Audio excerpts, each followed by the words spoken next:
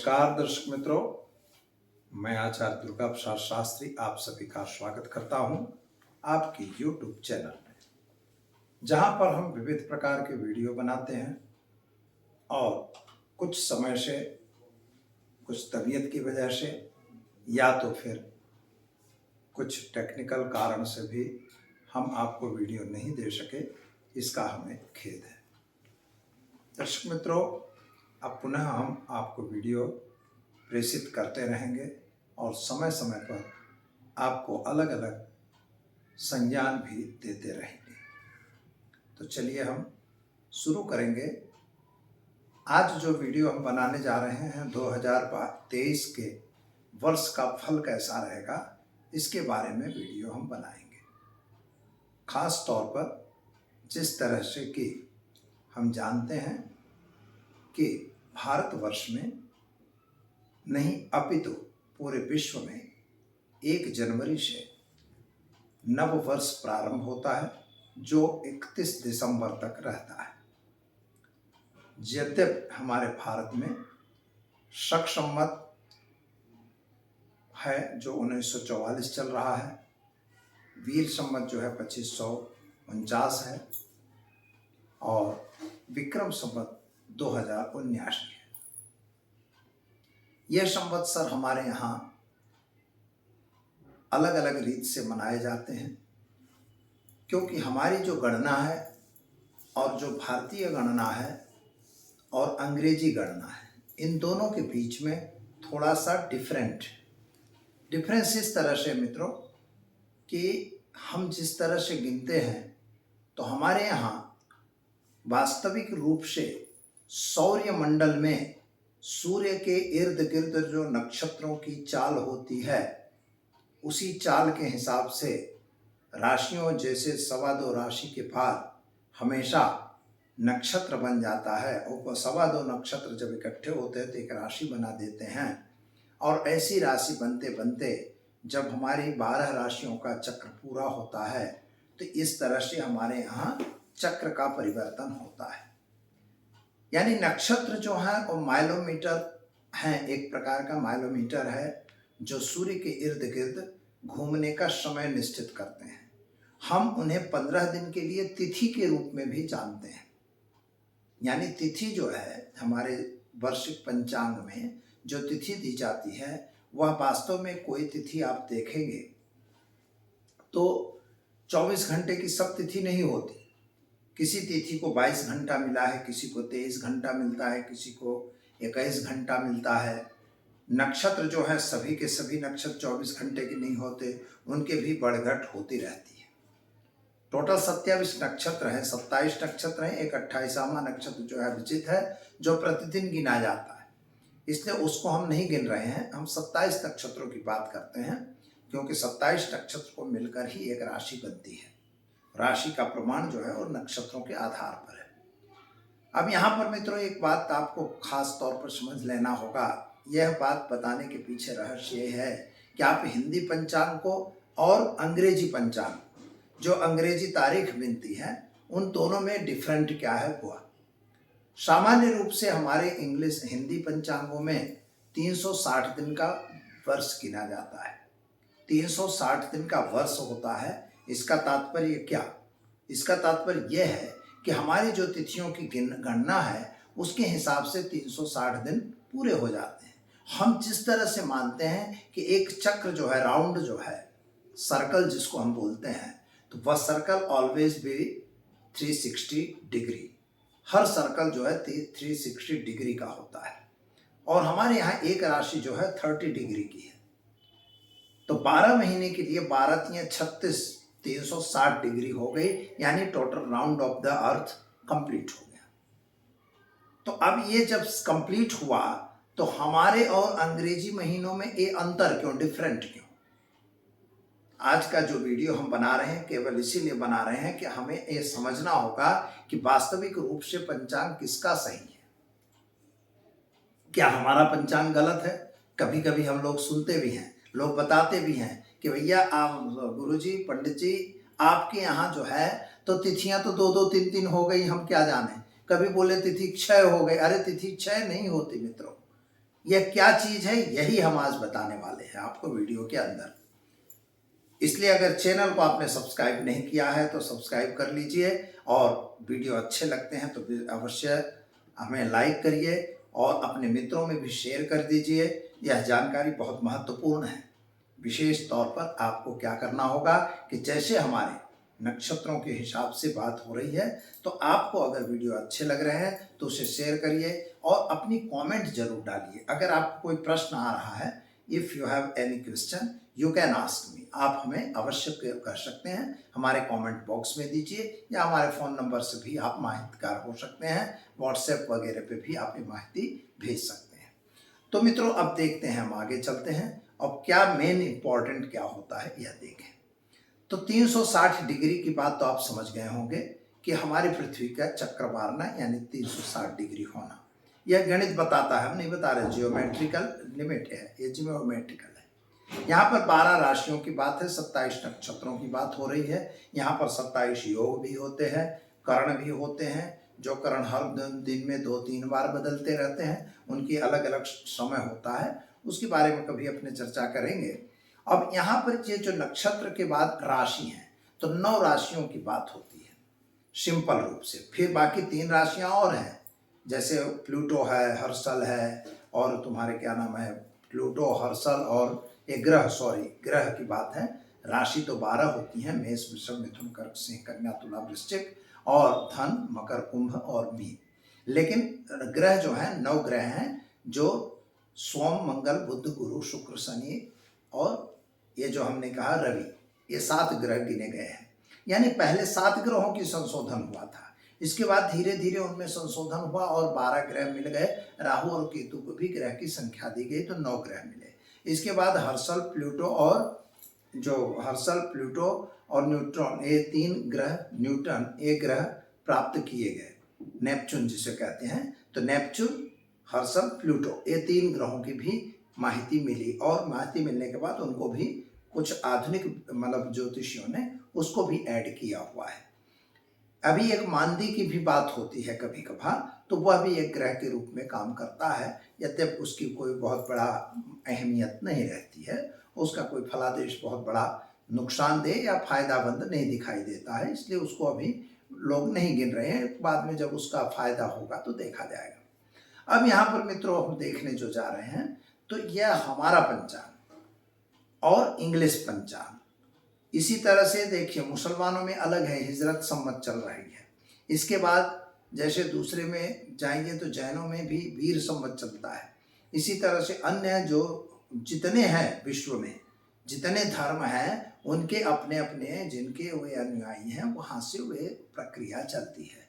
लेकिन गणन पद्धति के हिसाब से भारतीय जो ज्योतिष है, जो मतलब 2 ज्योतिष है, सायन ज्योतिष और भारतीय ज्योतिष। जो भारतीय ज्योतिष है हमारा, वह ज़्यादा परफेक्ट मुझे दिखा। ये मुझे दिखा है, लोगों को नहीं।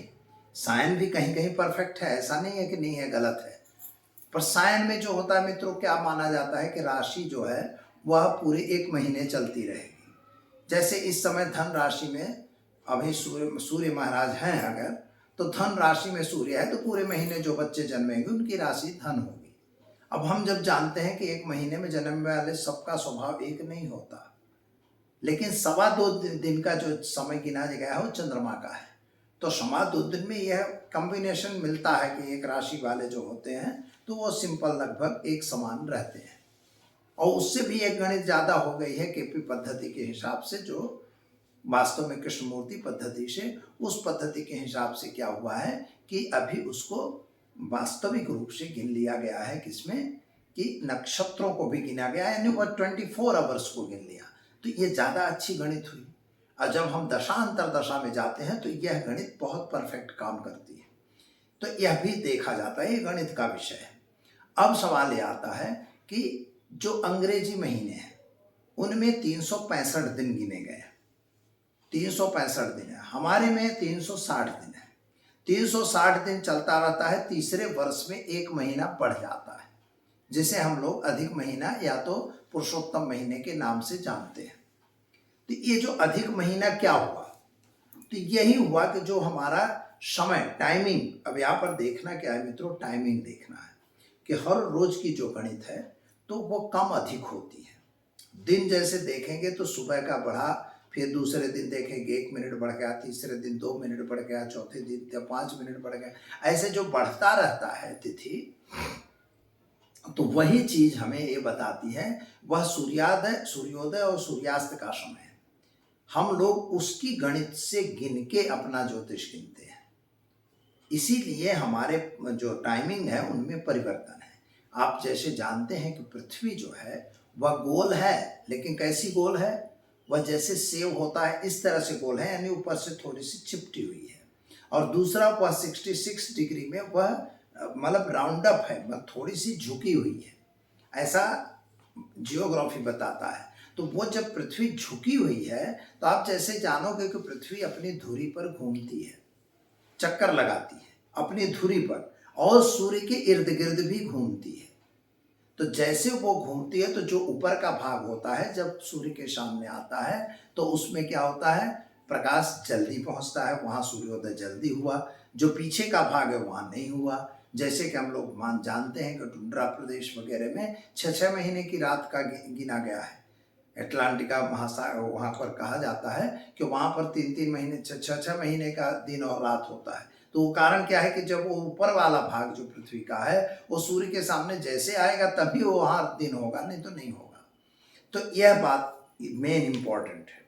अब जो बात हुई तो हम जैसे जो गणित से गिनते हैं, जैसे सूर्य ग्रहण है, चंद्र ग्रहण है, इसकी जब हम गणना करते हैं तो हम जैसे देखेंगे तो सूर्य ग्रहण भाई बताया गया कि 2:20 पर वह स्पर्श करेगा, तो जो हमारी गणित है उसी गणित से वह स्पर्श करता है। सायन गणित इस चीज को नहीं गिन पाती है, वहां पर नहीं गणित आती है। यानी अंग्रेजी जो पंचांग हमारा है, अंग्रेजी पंचांग की बात, सायन गणित की बात नहीं है, अंग्रेजी पंचांग में। अब वहां पर तो महीना बना दिया कि भाई एक, अब जैसे इसमें तो आप हम समझते हैं हम लोग 3 महीने में 1 महीना बढ़ा दिए 3 वर्ष में। तो वो लोग क्या किए, तो वो लोगों ने क्या किया कि जैसे पहले कहीं जनवरी हुई तो 31 दिन की बनाया, फरवरी को 28 दिन की बना दिया, कभी कभी 29 दिन भी बनाया। यानी उस एडजस्टमेंट ऑफ टाइम, जो टाइम हुआ उस टाइम को लोगों ने इस तरह से एडजस्ट किया। इसका कोई गणित नहीं है, कोई विज्ञान नहीं है, there is no any science I think. अगर है तो हम नहीं जानते, लेकिन साइंस है नहीं।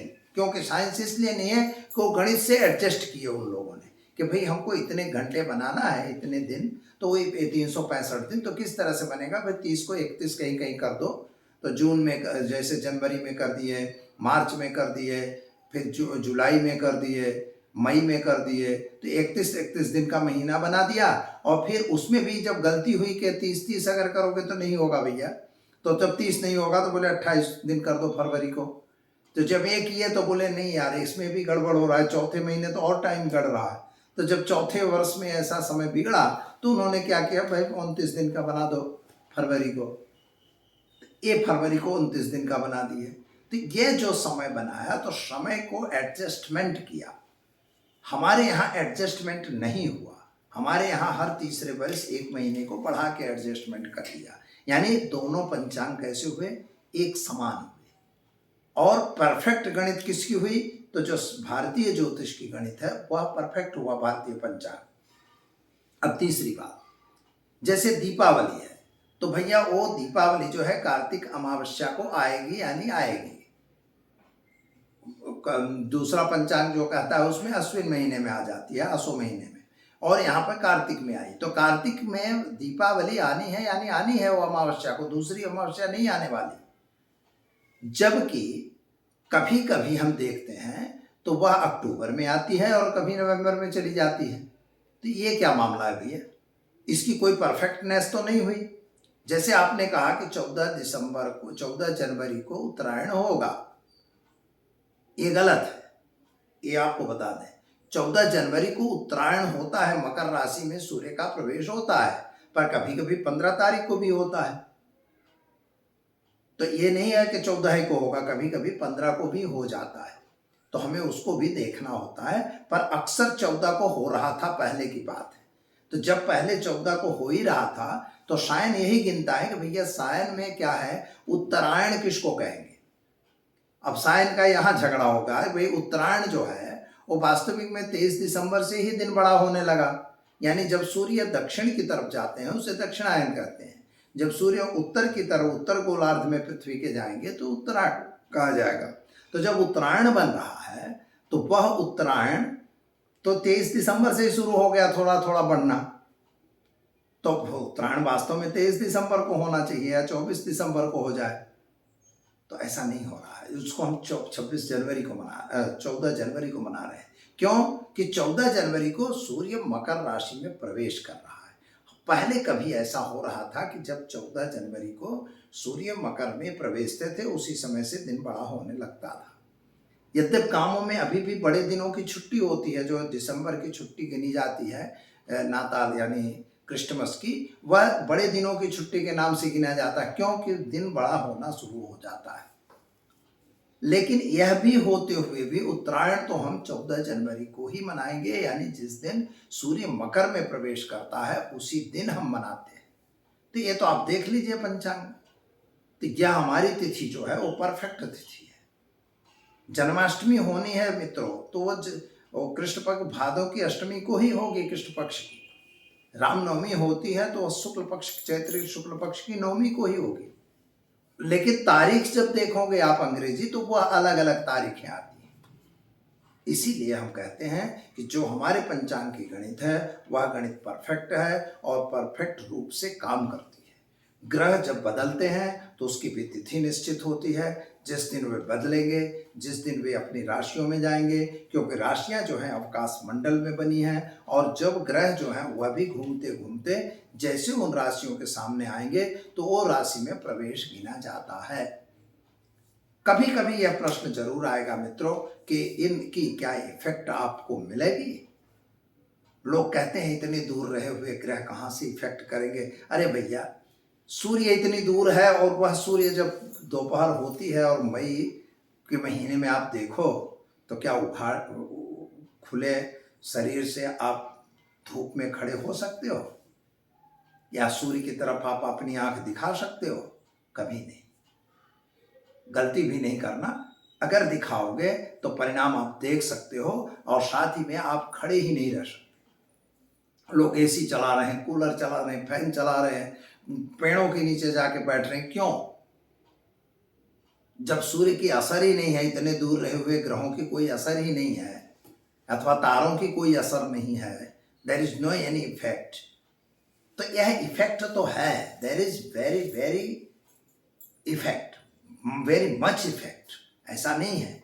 और ये हर ग्रहों की इफेक्ट, चाहे वह सैटर्न हो, चाहे वह जुपिटर हो, चाहे अल्मांस हो, चाहे मार्स हो, चाहे जो भी है, जितने भी ग्रह हैं वे सभी अपने आप को इफेक्टिव करते हैं। इसीलिए यह जो ज्योतिष का शास्त्र है यह ग्रहों, नक्षत्रों, लग्न और राशियों को सम्मिलित करके बनाया गया है। इसी पे हम वार्षिक वीडियो भी आपको बना के देंगे। तो दर्शक मित्रों, यह पंचांग की जो हमने माहिती दी आपको कैसी लगी? अगर अच्छी लगी तो हमें इसे लाइक करिए, शेयर करिए, कमेंट करिए, चैनल को सब्सक्राइब करिए। मित्रों, अपने सवाल हमें जरूर भेजिए। चलिए, दीजिए आचार्य दुर्गा प्रसाद शास्त्री को इजाजत। अब से आपको हर समय नए वीडियो प्राप्त होंगे। नमस्कार।